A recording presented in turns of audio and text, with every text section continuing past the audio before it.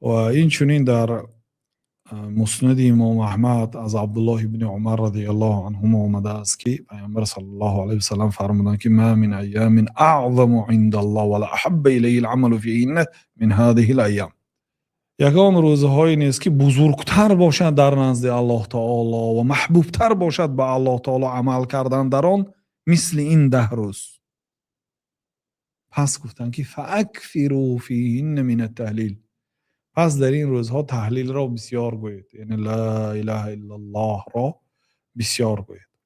خاصتا از دمیدن صبحی صادق، یعنی بامداد، از آن بامداد تا غروب شام لا اله الا الله، کلمه توحید، کلمه ای که برای تحقیق همین کلمه زمین و آسمان و مخلوقات و موجودات آفریده شده است، پیغمبرها فرستاده شده است، کتابها نازل کرده شده است، به خاطر همین کلمه روز قیامت ترازوهای عدل گذاشته میشه. لا اله الا الله، غیر الله تعالی دیگر معبودی بر حق نیست، غیر الله تعالی دیگر یگان شخصی نیست که سزاوار عبادت و پرستش باشد جز الله سبحانه و تعالی. لا اله الا الله، کلمه ای که کدام آدمی که آخرین کلامش از این دنیا لا اله الا الله باشد واردی بهش میشه. لا اله الا الله فاکثروا فیهن من التهلیل. در این روزها تهلیل را زیاد کنید، یعنی لا اله الا الله را زیاد کنید. و این چنین و تکبیر، الله اکبر.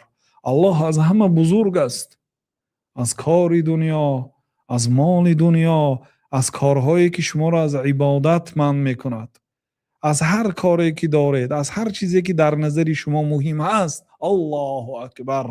الله تعالی بزرگ است. چی مشکلی دارید؟ چی معما دارید؟ قرض دارید؟ بیماری دارید؟ الله اکبر بگویید. الله بزرگ است. این مشقت های دنیا، این تمام دنیا در نزد الله تعالی هیچ چیزی نیست. الله بزرگ است. الله اکبر. وقتی که کسی شما رو ترساند از آینده بد، بگویید که الله اکبر. الله بزرگ است. الله کریم است. از گذشته بدتان کسی ترساند، گویید که الله اکبر. الله تعالی بسیار ذات بزرگ است. با یک جمله استغفار گناه های ما تقدم را می بخشد. ای بنده آدم، ای بچه آدم، یا بنی آدم، ای فرزند آدم، لو بلغ ذنوبك عنان السماء ثم استغفرتنی غفرت لك ولا ابالی. ای فرزند آدم، اگر گناهت به لجام آسمان رسد، تا لب آسمان گناه کنی، ثم استغفرتنی، سپس از من استغفار پرسی، غفرت لك ولا ابالی، گناه تو را میبخشم و پروا نمیکنم.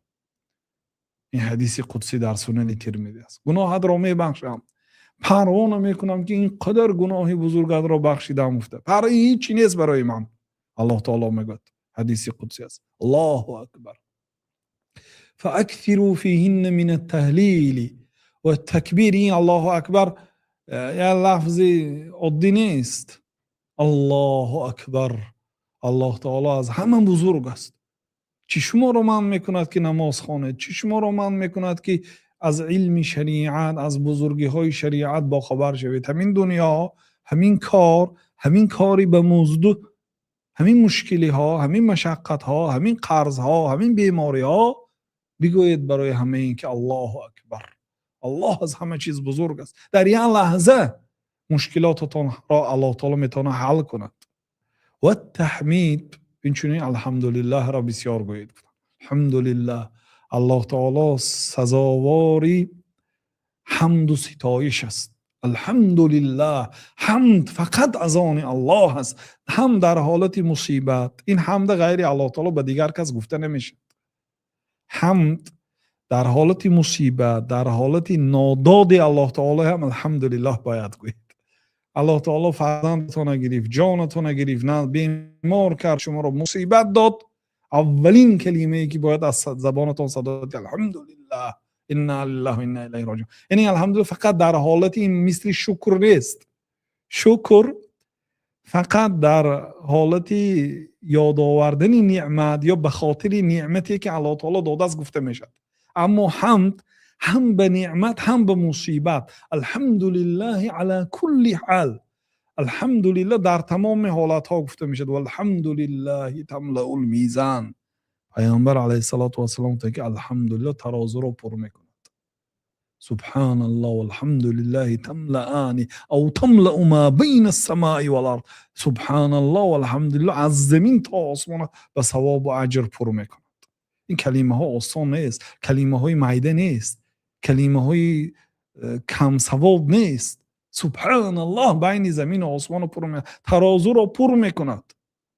الحمدلله. و تسبیح، اینش روایت احمد نه، اینش روایت بیهقی. در روایت بیهقی و تسبیح گفتن، و تسبیح هم گویتم، یعنی بسیارتر گویید. سبحان الله، الحمدلله، الله اکبر، لا اله الا الله. برعکسش هم لا اله الا الله، الله اکبر، الحمدلله، سبحان الله. سبحان الله چی؟ الله تعالی از تمام کمبودی ها پاک است. الله تعالی از صفات های بد، از صفات های پست پاک است. الله تعالی از همسر پاک است، از فرزند پاک است، از شریک پاک است، از بخیلی پاک است. الله تعالی از تمام صفاتهای بد پاک است.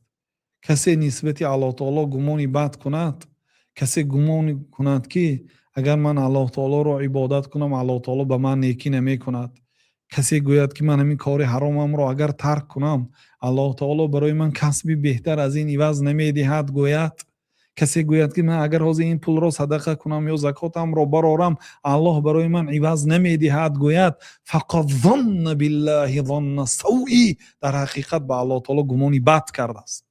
سبحان الله. الله تعالی از تمام صفاتهای نقص کمبودی پاک است، از صفاتهای بد.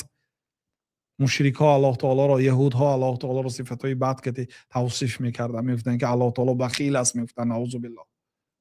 الله تعالی گفت که بل یداه مبسوطتان، بلکه دو دستی الله تعالی گشاده است، ينفق کیف یشاء، چه خیل خواهد صدقه میکند. غلت ایدیهم ولعنوا بما قالوا، اونایی که این گپ گفتند دست خداشون به پشت گردناشون بسته شد. اونا بسیار سخت هستند، بسیار بخیل هستند در دنیا.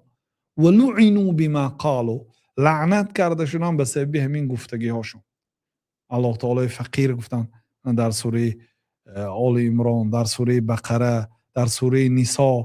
بعضی از وصفایی که دشمنای الله تعالی در تمام سوره ها تقریبا هست، وصفایی که دشمنای الله تعالی رو با صفتهای بد وصف کردن، الله تعالی در قرآن ذکر کرد. و قال اتخذ الرحمن ولدا، و گفتند که الله تعالی برای خودش فرزند گرفت. سبحانه، الله تعالی پاک است، یعنی از فرزند، از همسر، از شریک، او یگانه هست جل جلاله و تقدست اسمه. یعنی این دعاها، این ذکرها معناهای عظیم دارد برادرها. یعنی فکر نکنید که یعنی که پیغمبر علیه السلام با این قدر بزرگشان و با این قدر این دهه بزرگ دوست همین 4 ذکر گفته. وقتی که دهه اول را تعریف کردن گفتن که فاکثروا فیهن من التهلیل، در این دهه لا اله الا الله، الله اکبر، الحمدلله، سبحان الله رو بسیار گویید. یعنی نسبتی دیگر دهه ها. روایت احمد و این حدیث صحیح است.